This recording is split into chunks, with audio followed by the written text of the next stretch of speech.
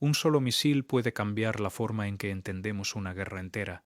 No es una exageración. A veces los grandes cambios estratégicos no llegan después de años de combates ni después de campañas militares interminables. A veces llegan en un solo momento, en un solo ataque, en un solo impacto que obliga a todos los analistas militares, estrategas y gobiernos del mundo a replantearse lo que creían saber sobre el equilibrio de poder. Eso es exactamente lo que ocurrió hace apenas unas horas. En medio de la madrugada, cuando la mayoría de las ciudades dormían y cuando incluso muchas bases militares operan con su personal mínimo, un misil balístico atravesó los cielos del Medio Oriente y terminó impactando una de las bases aéreas más importantes de Israel. Pero lo que hizo que este ataque fuera diferente no fue únicamente el daño que causó, no fue el tipo de arma utilizada, ni siquiera fue el objetivo. Lo que cambió todo fue un detalle aparentemente pequeño, el nombre pintado en el fuselaje del misil. Un nombre que Israel pensaba haber eliminado para siempre. Un nombre que ahora volvía a aparecer no como un hombre, sino como un símbolo. Porque cuando los primeros equipos de emergencia llegaron al lugar del impacto y comenzaron a revisar los restos del proyectil, encontraron algo que inmediatamente empezó a circular en fotografías, informes de inteligencia y análisis militares. El nombre de Hassan Nasrallah, el líder histórico de Hezbollah, el hombre que Israel había eliminado en una operación de precisión meses antes, y ese simple detalle transformó completamente el significado del ataque, porque ya no era solo un misil, era un mensaje que viajaba a más de 5 veces la velocidad del sonido. Un mensaje diseñado no solo para destruir infraestructura militar, sino para transmitir una idea muy específica. El hombre que mataron sigue luchando. 3 aviones furtivos destruidos, un hangar reforzado convertido en escombros, cientos de millones de dólares en pérdidas en cuestión de segundos, y todo causado por un ataque que costó una fracción de eso. Pero lo más inquietante no es el daño material. Lo más inquietante es lo que este ataque demuestra sobre la naturaleza de la guerra moderna. Porque cuando empiezas a analizar lo que ocurrió realmente esa madrugada, cuando empiezas a estudiar la estrategia detrás del ataque, descubres que este evento no fue un simple episodio más dentro de un conflicto largo. Fue una demostración de que el equilibrio estratégico en esta región podría estar empezando a cambiar. Y cuando las matemáticas de una guerra empiezan a cambiar, todo el conflicto puede transformarse. Antes de continuar, si te interesa entender lo que realmente está ocurriendo detrás de los titulares y cómo funcionan las estrategias militares que muchas veces no aparecen en las noticias, asegúrate de suscribirte al canal. Aquí analizamos los eventos que están cambiando el equilibrio de poder en el mundo, explicando no solo lo que sucede, sino por qué sucede y qué podría ocurrir después. Ahora, para entender el peso completo de lo que acaba de ocurrir, tenemos que retroceder en el tiempo, porque este ataque no empezó hoy. En realidad empezó meses atrás, septiembre de 2024. En ese momento Israel llevó a cabo una de las operaciones de inteligencia y precisión militar más audaces de su historia reciente, un ataque dirigido contra el corazón del liderazgo de Hezbollah en Beirut. El objetivo era uno de los hombres más buscados por Israel durante décadas, Hassan Nasrallah. Durante más de 30 años Nasrallah había sido el líder indiscutible de Hezbollah. Bajo su mando la organización había pasado de ser una milicia irregular a convertirse en una fuerza militar regional con capacidades que rivalizan con muchos ejércitos nacionales. Decenas de miles de combatientes, una red de túneles y posiciones fortificadas en el sur del Líbano, y lo más importante de todo, un arsenal masivo de cohetes y misiles. Se estima que Hezbollah llegó a acumular más de 100.000 proyectiles de diferentes alcances, desde cohetes de corto alcance hasta misiles capaces de alcanzar objetivos profundos dentro del territorio israelí. Durante décadas, Nasrallah fue el arquitecto de esa transformación, un líder que combinaba estrategia militar, discurso político y propaganda. Para Israel, eliminarlo representaba algo más que una victoria táctica. Era una oportunidad para debilitar profundamente la estructura de mando de uno de sus adversarios más persistentes. La operación que terminó con su vida fue planificada durante meses. Información de inteligencia, seguimiento de movimientos, confirmación de ubicación y, finalmente, un ataque de precisión ejecutado en el momento exacto. Cuando el ataque ocurrió, la noticia se propagó rápidamente. Nasrallah había muerto. Para Israel era una victoria histórica. Un enemigo que durante décadas había logrado sobrevivir a múltiples intentos de asesinato, finalmente había sido eliminado. Pero mientras en Israel muchos celebraban la operación como un éxito estratégico, en otro lugar del Medio Oriente la reacción fue completamente diferente. En Teherán, porque Irán había sido durante años el principal aliado y patrocinador de Hezbolá. El apoyo iraní había sido fundamental para el desarrollo del arsenal del grupo y para su capacidad militar. Pero la respuesta iraní no fue inmediata. No hubo una reacción impulsiva. No hubo ataques precipitados.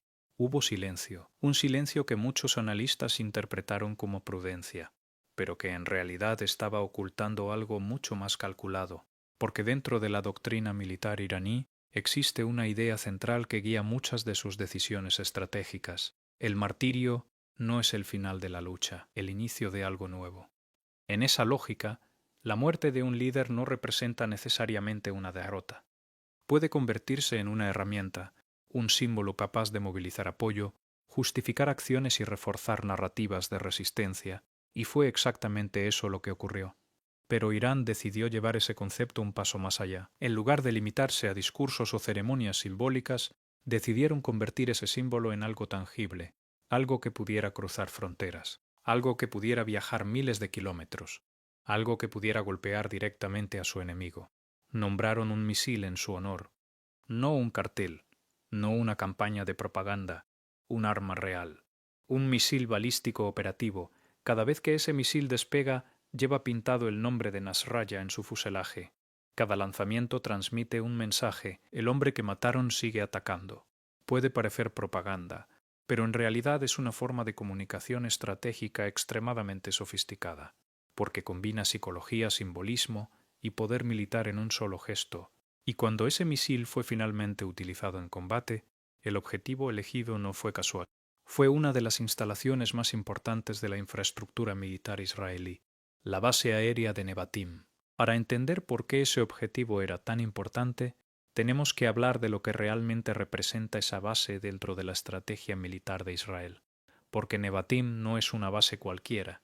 Es uno de los lugares donde se encuentran algunos de los aviones de combate más avanzados del planeta, los F-35 Ayodir, la versión israelí del caza furtivo desarrollado por Estados Unidos.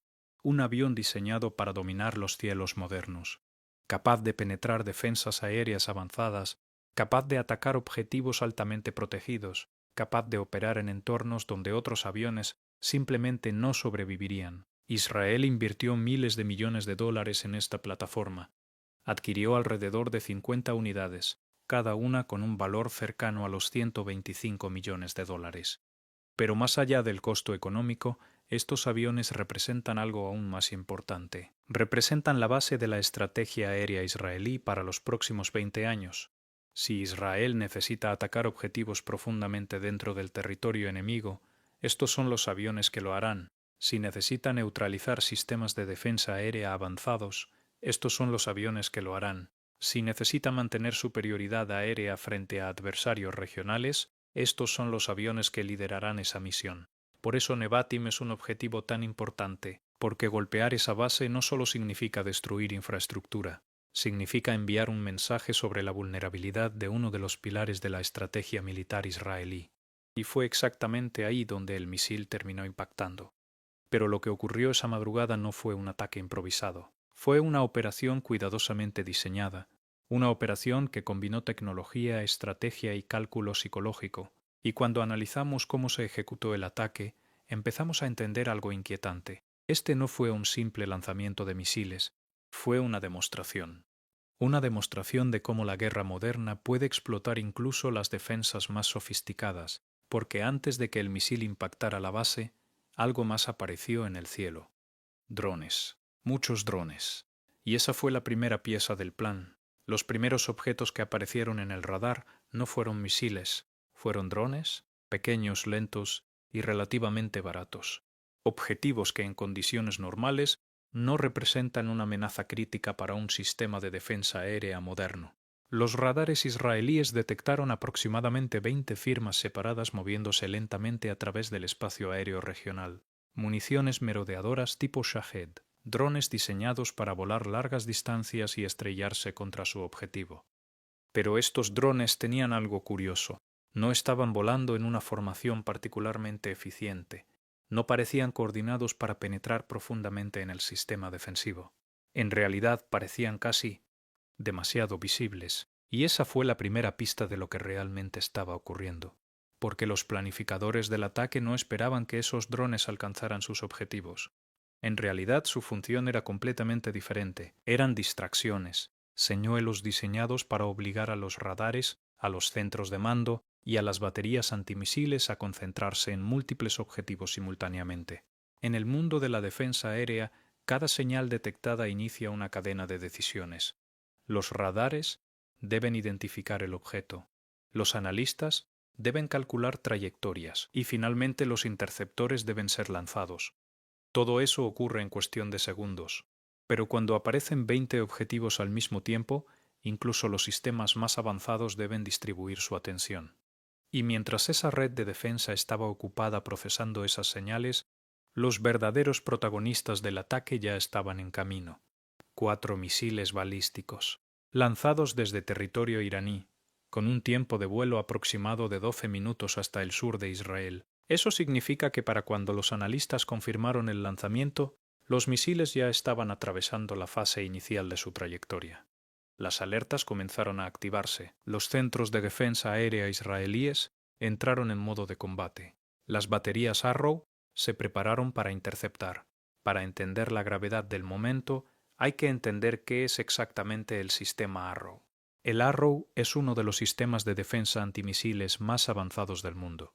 Fue desarrollado específicamente para interceptar misiles balísticos antes de que alcancen su objetivo. Puede detectar proyectiles a grandes distancias, puede calcular sus trayectorias y puede lanzar interceptores capaces de destruirlos en pleno vuelo.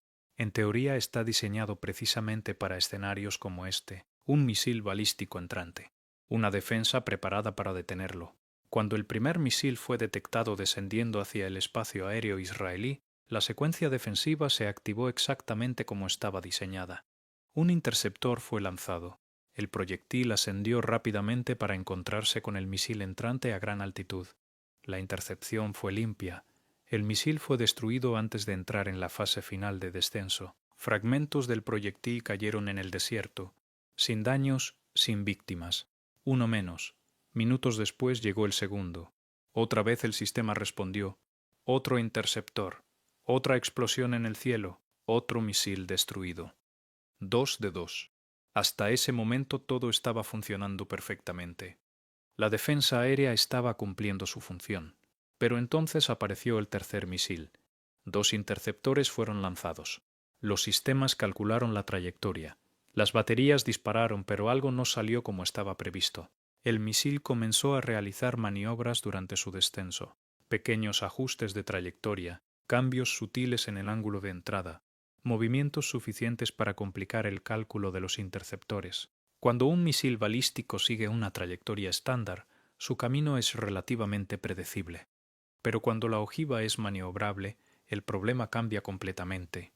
Cada pequeño movimiento obliga a recalcular la intercepción.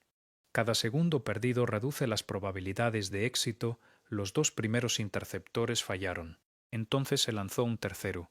Esta vez la explosión ocurrió lo suficientemente cerca como para dañar el misil, pero no lo destruyó completamente. La ojiva continuó cayendo, girando, desestabilizada, pero todavía cargando cientos de kilos de explosivos. Finalmente impactó a unos 400 metros del perímetro de la base. La explosión fue fuerte. El suelo tembló, pero el daño fue relativamente limitado. 3 personas resultaron heridas. Algunos edificios cercanos sufrieron daños, pero la base principal seguía intacta. Sin embargo, el ataque aún no había terminado, porque el cuarto misil estaba a punto de entrar en escena, y este fue diferente. No hubo intercepción, no hubo explosión en el cielo, no hubo oportunidad de detenerlo. El misil atravesó el sistema defensivo y continuó su trayectoria directamente hacia su objetivo.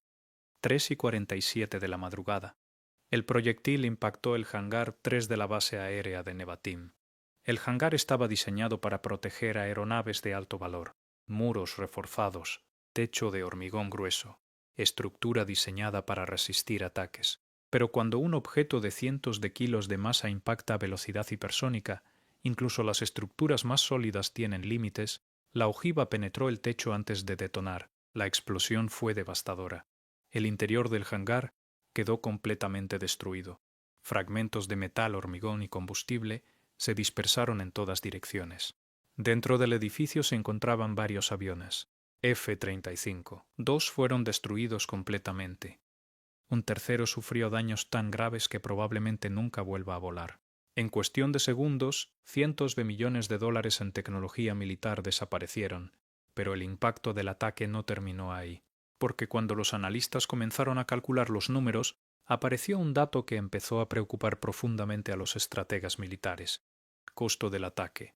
Irán había utilizado 4 misiles y 20 drones. El costo total estimado de toda la operación rondaba los 2 millones de dólares. Mientras tanto, los interceptores utilizados por Israel ya representaban un gasto cercano a 20 millones, y cuando se sumaban los aviones destruidos, los daños al hangar y el equipamiento perdido dentro del edificio, las pérdidas totales se acercaban a los 400 millones de dólares. Ese número empezó a circular rápidamente entre analistas militares, porque representaba algo más que un ataque exitoso. Representaba una ecuación de costos. Irán había gastado aproximadamente 2 millones. Israel había perdido más de 400, una relación cercana a 200 aún, y en una guerra de desgaste esas matemáticas importan mucho. Antes de continuar con lo que significa esta ecuación para el futuro del conflicto, déjame preguntarte algo. ¿Crees que en una guerra moderna la tecnología más avanzada siempre gana? ¿O puede un adversario con armas más baratas cambiar completamente el equilibrio del conflicto? Déjame tu opinión en los comentarios. Y si te interesa entender cómo funcionan realmente las estrategias militares modernas, suscríbete al canal para no perderte los próximos análisis, porque lo que ocurrió esa noche no fue solo un ataque exitoso, fue una señal de que la guerra moderna puede estar entrando en una fase donde el costo, la producción y el volumen de armas empiezan a pesar tanto como la tecnología. Y eso nos lleva a la parte más inquietante de toda esta historia, las matemáticas de la guerra. Después de que el humo comenzó a disiparse sobre la base aérea de Nevatim, lo primero que hicieron los analistas militares no fue mirar las imágenes de destrucción. Miraron los números. En cualquier conflicto moderno, los números cuentan historias que a veces son más importantes que las explosiones mismas. ¿Cuánto costó el ataque? ¿Cuánto costó defenderse? ¿Cuánto se perdió realmente? Y cuando esos cálculos comenzaron a aparecer, muchos estrategas empezaron a darse cuenta de que este ataque revelaba algo mucho más profundo que un simple éxito táctico. Revelaba una ecuación que podría definir el futuro del conflicto. Irán había utilizado 4 misiles balísticos y aproximadamente 20 drones. El costo total estimado de todo ese ataque rondaba los 2 millones de dólares. 2 millones, eso incluye la fabricación de los drones, los sistemas de lanzamiento, los misiles y toda la logística necesaria para ejecutar la operación. Ahora comparemos eso con la respuesta defensiva. Los interceptores Arrow utilizados por Israel tienen un costo estimado de entre 2 y 3 millones de dólares cada uno. En el intento de detener los misiles se lanzaron varios interceptores. Solo esa respuesta defensiva ya representaba un gasto cercano a los 20 millones de dólares. Pero ese no era el verdadero problema. El verdadero problema eran las pérdidas causadas por el misil que logró atravesar la defensa. 2 aviones F-35 completamente destruidos, cada uno valorado en aproximadamente 125 millones de dólares, un tercero dañado de manera tan grave que probablemente sea considerado pérdida total, un hangar reforzado destruido, equipamiento técnico, herramientas, sistemas de mantenimiento y repuestos que se encontraban dentro del edificio también quedaron reducidos a escombros. Cuando todo fue sumado, las pérdidas totales comenzaron a acercarse a los 400 millones de dólares. Irán gastó alrededor de 2 millones. Israel perdió aproximadamente 400 millones. Esa relación de costos es lo que realmente preocupa a los estrategas militares. Porque en una guerra de desgaste, la matemática puede convertirse en el factor decisivo. Si cada ataque cuesta poco y cada defensa cuesta mucho más, el conflicto comienza a transformarse en algo diferente. No se trata solo de quién tiene la tecnología más avanzada. Se trata de quién puede sostener el costo del conflicto durante más tiempo. Y aquí aparece otro dato importante: las reservas. Israel posee uno de los sistemas de defensa aérea más avanzados del mundo, pero incluso los sistemas más avanzados tienen límites. Los interceptores Arrow no son infinitos. Se fabrican lentamente, requieren tecnología compleja, y cada unidad cuesta millones. Las estimaciones públicas sugieren que Israel podría tener entre 200 y 300 interceptores disponibles en sus reservas operativas. Pero desde que comenzó la escalada reciente, más de 300 misiles balísticos han sido lanzados contra territorio israelí, y en muchos casos se necesitan 2 interceptores para asegurar la destrucción de un solo misil entrante. Eso significa que el consumo de interceptores puede ser muy rápido. Reemplazar esos misiles no es algo que ocurra de un día para otro. Fabricarlos puede tomar meses. Mientras tanto, la producción de misiles en Irán parece moverse en la dirección opuesta. Las estimaciones de inteligencia sugieren que la industria militar iraní produce entre 300 y 500 misiles balísticos de alcance medio cada año. Durante décadas han estado acumulando arsenales. Hoy se calcula que podrían tener entre 2.000 y 3.000 misiles balísticos en inventario. Cuando se comparan esos números, aparece una diferencia que no es simplemente táctica, es estructural, porque significa que incluso si Israel intercepta la mayoría de los ataques, solo necesita que unos pocos misiles atraviesen la defensa para causar daños estratégicos significativos. Y el ataque a Nevatim demostró exactamente eso.